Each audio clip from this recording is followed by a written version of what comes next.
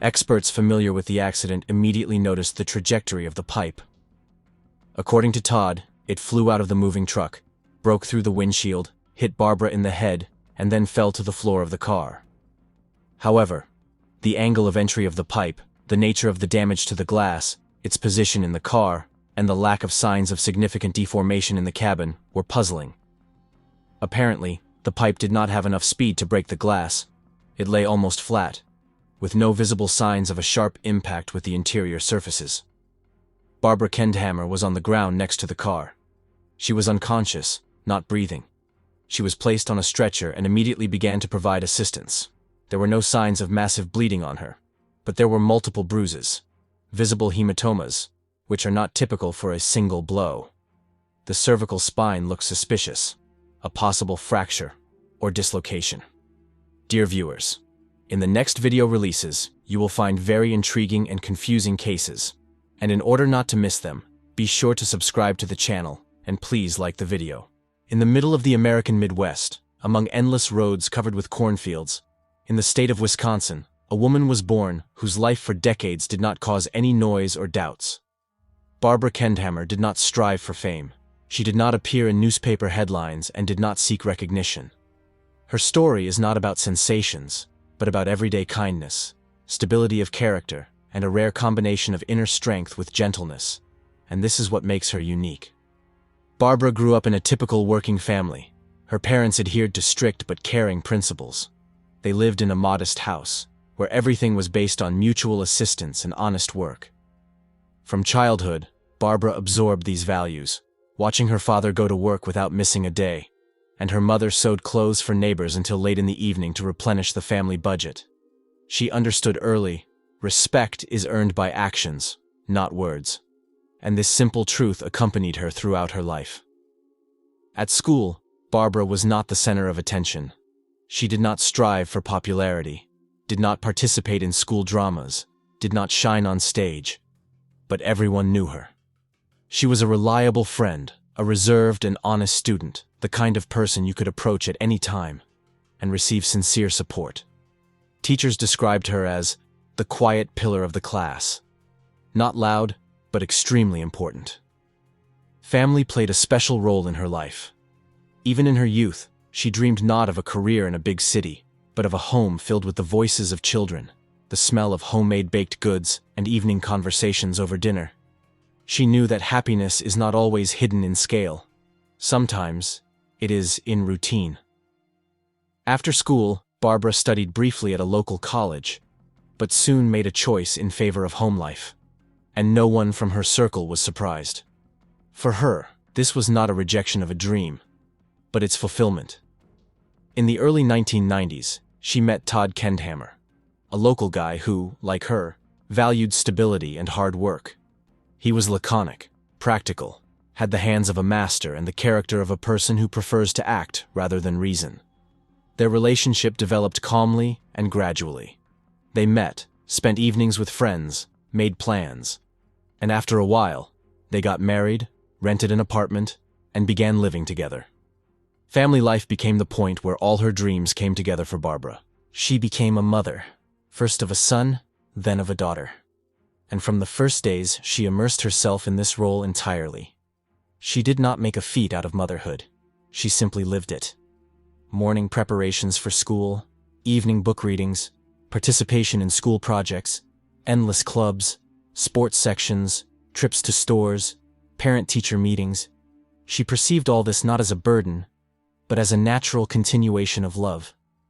Her children were not only her priority, but also her pride. At the same time, Barbara was not confined to the home. She worked in the school cafeteria, a position that some would consider routine, but for her, it was a way to be close to children, to participate in the life of the school, to care not only for her own, but also for other people's children. She knew the names of the students, remembered who liked what for lunch, noticed who came in a bad mood. Her smile, as colleagues said, could change the day. Those who knew Barbara better noted in her not only kindness, but also incredible resilience. Behind her external softness there was a core. She knew how to keep her word, was organized and responsible not in words, but in deeds. Her house was always in order, bills were paid, the shopping list was made in advance, the children were taught discipline, but without pressure. It was that rare form of order that does not stifle, but creates a feeling of security. Barbara had a quiet circle of friends, small, but very loyal. Her friends said that she was the kind of person with whom you could go for hours without talking, but still feel supported. She knew how to listen and did not give advice unless asked. She did not judge. She did not gossip. It was calm with her. In everyday life, she preferred simplicity. She loved to cook, especially on holidays, when the house was filled with the smell of cinnamon, fried meat, and freshly baked goods. Her children recalled that at Christmas she always insisted on family traditions. The same songs, the same menu, the same order of gifts. It was not intrusive. It was an anchor, stability, to which you wanted to return. Family trips, although infrequent, occupied a special place in her memories. Usually these were trips to Wisconsin Dells or to the lakes. No frills, but with love. Barbara carefully planned routes, packed food, collected a first aid kit so that everything was under control. She was a person you could rely on, in any situation. In the evenings, Barbara loved to read. She gravitated toward classical prose, especially stories that focused on feelings, relationships, and human decisions. Perhaps because she herself was a person of decisions, not abrupt, not stormy, but solid and kind. Her life, though not adorned with external glitter, was rich from the inside. Many said, if everyone lived like her, the world would be kinder. She didn't ask for much, didn't strive for much, but, in essence, she was the very person on whom communities, streets, schools, and families are based.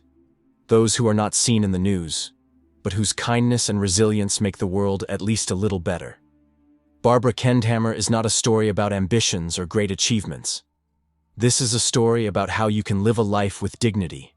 She didn't change the world, but she made the corners where she lived, worked, and loved better. And this is perhaps much more important. The morning of September 16, 2016, in West Salem, Wisconsin, began as usual. It was a calm, nearly windless day. The sun was just rising above the horizon, and the streets of the quiet suburb were alive with the usual rhythm. The hum of coffee makers in kitchens, school buses picking up students, and the first cars pulling out of driveways. It was Friday, a day that for many promised the end of work and the approach of the weekend. For Barbara and Todd Kendhammer, it seemed to begin in the same spirit. The couple headed out in their car, an old but reliable vehicle that Todd often serviced himself. They were, he said, on their way to pick up glass for one of his work orders. Todd was a specialist in auto glass repair and installation, and he often drove to warehouses or suppliers to pick up parts. It was part of his routine. Sometimes Barbara would accompany him, not because she had to, but rather because she wanted to spend some time together. In the hustle and bustle of everyday life, their schedules rarely overlapped, and such short trips became an opportunity to just be close, talk, exchange a few words without background noise. However, on this day, everything went wrong. Around 7:50 a.m., an alarming call came into 911. On the other end of the line, a man spoke in an agitated voice. He claimed that a strange, almost unthinkable incident had occurred. According to him, a pipe had suddenly crashed into the windshield of their car, allegedly flying out of the back of a passing truck. He claimed that a metal object had broken through the glass on the passenger side and hit his wife Barbara, who was sitting next to him. The dispatcher tried to ask clarifying questions, but the caller's story sounded incoherent, in places illogical. The man said that he had pulled out the pipe and was now giving his wife CPR. Within minutes, an ambulance and police were dispatched to the scene. While rescuers were heading to the scene, local motorists reported a strange scene on the side of County Road M. The car, stopped in a ditch, seemed abandoned. The doors were open, and a man was standing next to it, as if in a state of shock. Some of the drivers slowed down, but no one really understood what exactly had happened. After all, outwardly, everything did not look like the result of a collision, but like something else that defied explanation. Medics arrived first. Barbara Kendhammer was on the ground next to the car. She was unconscious, not breathing. She was placed on a stretcher, and immediately began to provide assistance. There were no signs of massive bleeding on her, but there were multiple bruises, visible hematomas, not typical for a single blow. The cervical spine looked suspicious, a possible fracture or dislocation. However, in an emergency, the focus was on restoring life functions. The woman was taken to a nearby hospital in critical condition. Meanwhile, the police began to examine the scene. The car was at an angle, as if it had left the road, but there was no damage typical of a head-on collision or sudden braking. The front windshield was indeed broken, but the damage was not consistent with what would be expected from a metal object flying in at high speed. Inside the car was a pipe, galvanized, about 4 feet long, covered in dirt. It was not in the place where one would logically expect if the object had actually broken through the glass under the force of inertia. Todd Kendhammer was nearby at the time, still in an agitated state. He had minor abrasions and scratches on his arms and cuts on his left hand. He was agitated, saying that it all happened suddenly, that he didn't even notice the pipe flying out of the truck. However, when asked to describe the truck itself, its color, dimensions, and direction of travel, his answers were extremely vague. He could not remember exactly where the truck was coming from, what its license plate was, or whether it had any markings. That same morning, highway patrol officers checked nearby surveillance cameras and questioned motorists who were driving along that section of road at the same time. But no one noticed a truck transporting pipes or similar objects. Moreover, no footage or witnesses could be found confirming the presence of such a vehicle in that area. When doctors at the hospital were unable to restore Barbara's heart function, she was immediately transferred to the intensive care unit. She was hooked up to a respirator. The doctors recorded multiple severe injuries, fractures, bruises, soft tissue compressions. Their distribution across the body raised questions. The injuries to the neck, chest, and upper head were especially alarming. The injuries were multiple, not concentrated in one spot, as if it were a single blow.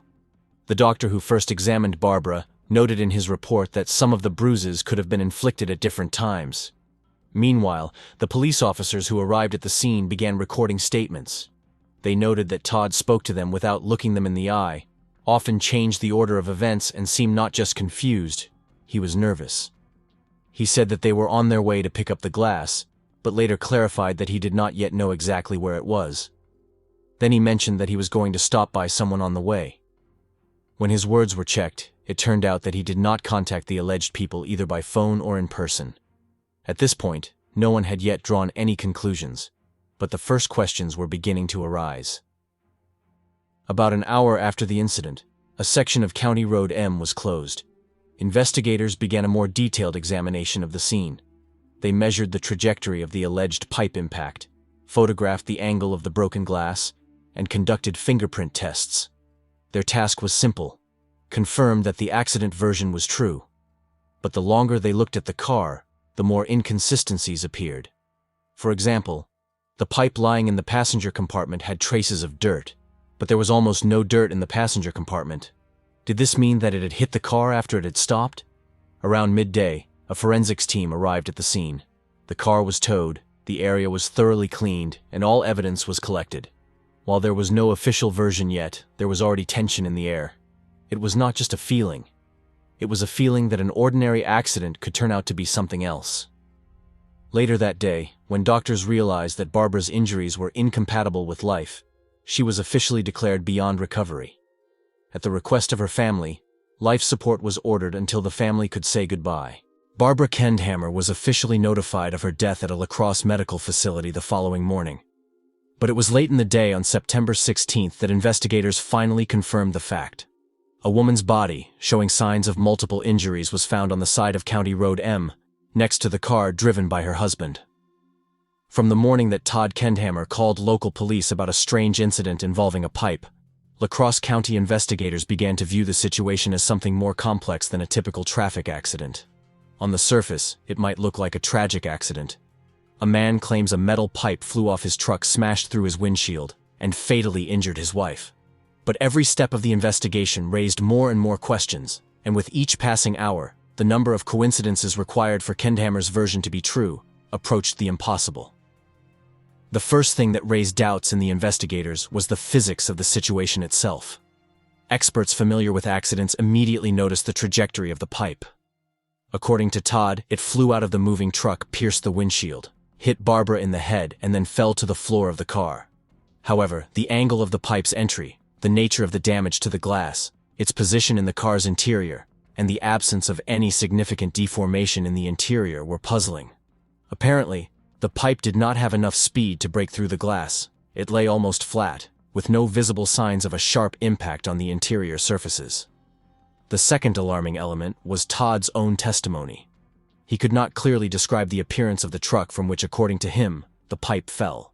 He did not remember the color, body type, logos, or even the direction of travel. At the same time, he claimed that everything happened so quickly that he did not have time to see anything. But in response to other questions about the route, the purpose of the trip, the people he was supposedly supposed to meet, he began to get confused. At first, Todd said that he was going to pick up glass from a specific supplier. Later, he clarified that he was going to meet a man named Steve, who allegedly sold glass privately. But when investigators tried to contact this Steve, he said he had not arranged any meeting and did not know Todd was coming. These inconsistencies forced the police to rethink their investigation. A team of 3 lead detectives was assigned to reconstruct the events. They started with the route. According to the time of the 911 call and information received from witnesses, Kendhammer's car was on County Road M at approximately 7:45 a.m. Cell phone towers and geolocation data confirmed that they had indeed left the house, but their subsequent direction of travel was questionable. There were no glass warehouses or manufacturing facilities along the route. This meant one thing: the purpose of the trip remained unclear. In the meantime, a forensic examination was ordered. Pathologist Dr. Kathleen McCubbin, who had extensive experience in analyzing unnatural causes of death, began by carefully examining Barbara Kendhammer's body. The autopsy results were a turning point. A report compiled a few days after the tragedy stated that the woman had multiple injuries to her head, neck, chest, and limbs.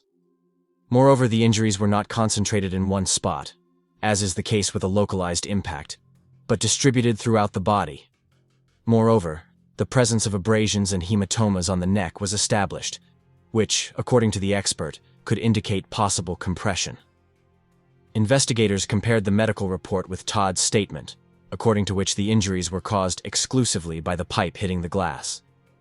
But the experts said that if a metal object hit the glass only once and in the direction of the passenger's head, the injuries should have been of a different nature. For example, on one side, an injury from the impact, and on the other, traces of shrapnel. But such signs were not found. Moreover, the pipe itself was relatively clean, despite the fact that it allegedly fell to the ground, then got into the cabin, was pulled out and remained next to the body. The absence of traces of dirt and blood on it raised additional questions. Crime scene reconstruction experts made a significant contribution to the investigation. They recreated the supposed situation. They modeled the car's movement, the supposed moment of the pipe's impact, and the possible points of impact. Their findings were shocking. Given the car's speed, the height of the pipe, the weight of the object, and the location of the seats, the trajectory in which the pipe could break through the glass, hit the passenger, and fall into the passenger compartment without damaging the interior was extremely unlikely. Given the law of inertia, the pipe should have either gotten stuck or flown on. But neither happened. Meanwhile, investigators began to look deeper into Todd's biography and his behavior in the following days. He willingly communicated with the police and gave interviews, but behavioral analysis experts noticed a certain detachment in his manner of answering. He avoided direct formulations, often returning to the same details, as if rehearsed in advance. At the same time, when it came to Barbara, his emotional reaction was limited, which can be explained by shock, but in combination with other factors, this aroused suspicion. Particular attention was paid to Todd's own injuries. He claimed that he received cuts on his hands and scratches on his chest when he punched the glass to free Barbara, as well as when she was moved from the car to the side of the road for resuscitation.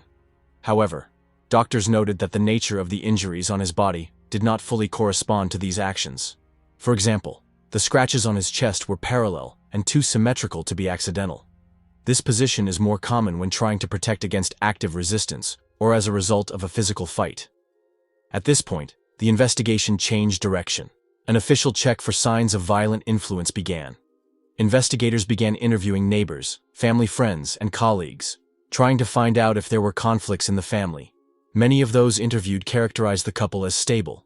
However, some acquaintances admitted that in recent months Barbara seemed tired, withdrawn, and once said that some things are not the same as before. At the same time, not a single official statement about domestic conflict, violence, or threats was recorded. Among the evidence collected in the house, Todd's text messages on his phone attracted special attention. In one of them, sent shortly before the incident, he wrote about difficulties at work and problems at home, but without specifics. Barbara's email correspondence was practically empty. She did not actively use instant messengers, preferring to call.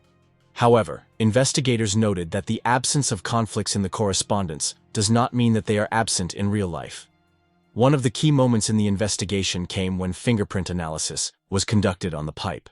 There were only Todd's prints on it. No traces of Barbara. No prints of other possible participants. This was not direct evidence of guilt, but together with the rest of the data, it strengthened the investigators' doubts about the random nature of the incident. The next step was interrogation using the cognitive interview technique. This is a method in which a person is asked to recreate events from different points of view, in reverse chronology, and with clarification of small details. During this interrogation, Todd got confused several times in his stories, sometimes claiming that he pulled Barbara out of the car through the passenger door, then saying that he pulled her out through the driver's side. The confusion intensified when he was asked where he put the pipe after removing it. At first, he said that he threw it to the side, then that he left it next to the body. After weeks of investigation, numerous analyses and technical examinations, the county police came to the official conclusion that the version of a flying pipe as the cause of Barbara Kendhammer's fatal injury was unlikely. A police spokesman said at a briefing that there is a significant discrepancy between the version of events presented by Todd Kendhammer and the physical, medical, and circumstantial evidence collected. The investigation was completed 3 months after the tragedy. In December 2016, formal charges were brought against Todd Kendhammer.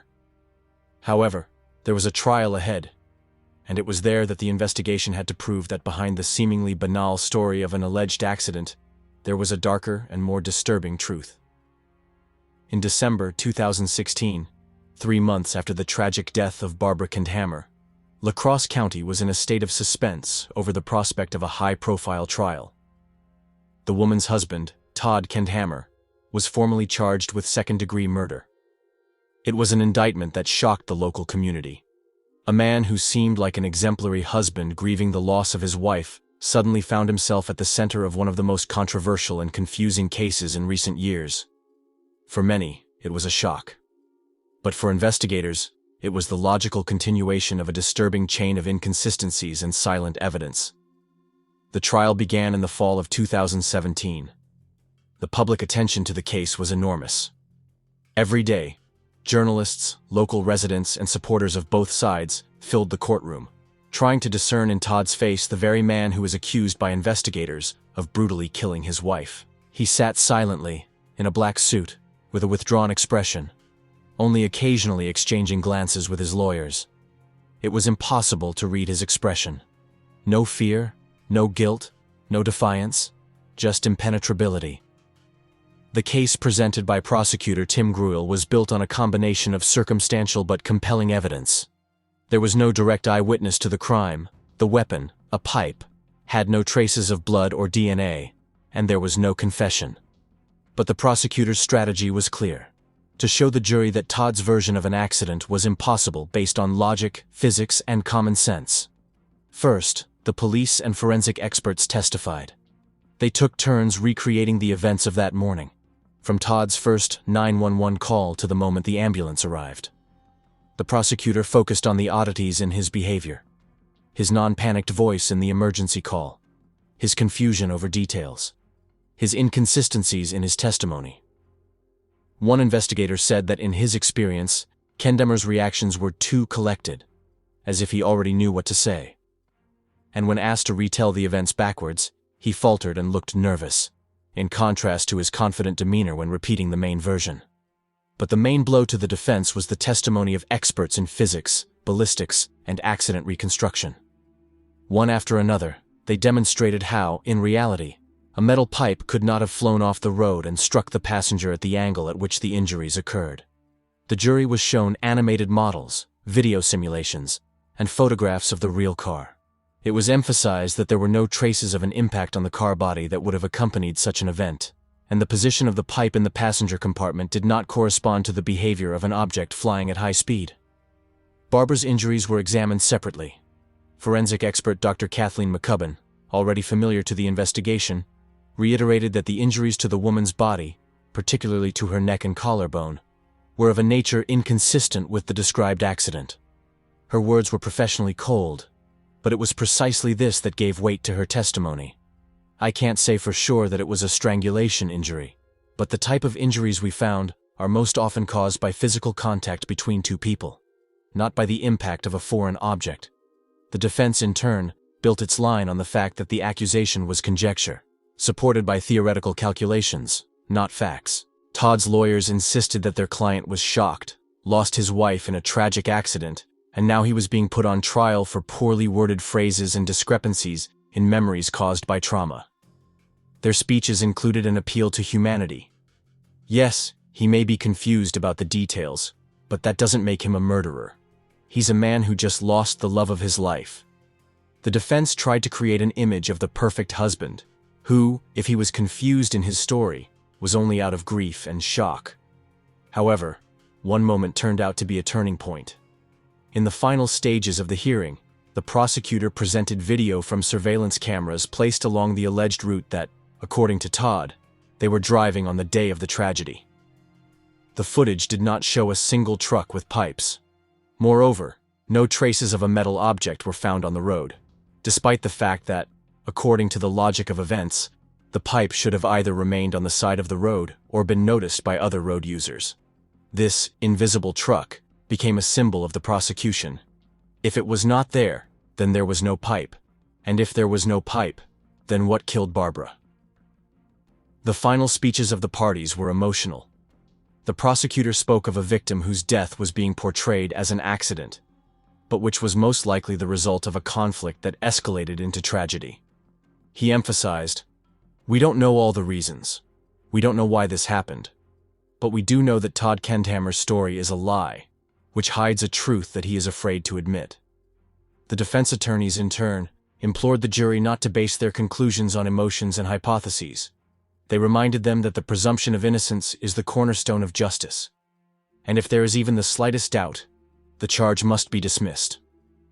The jury retired to consider its verdict the following day. After nearly 10 hours of deliberation, the courtroom filled up again. In a tense silence, the judge read the verdict. Guilty.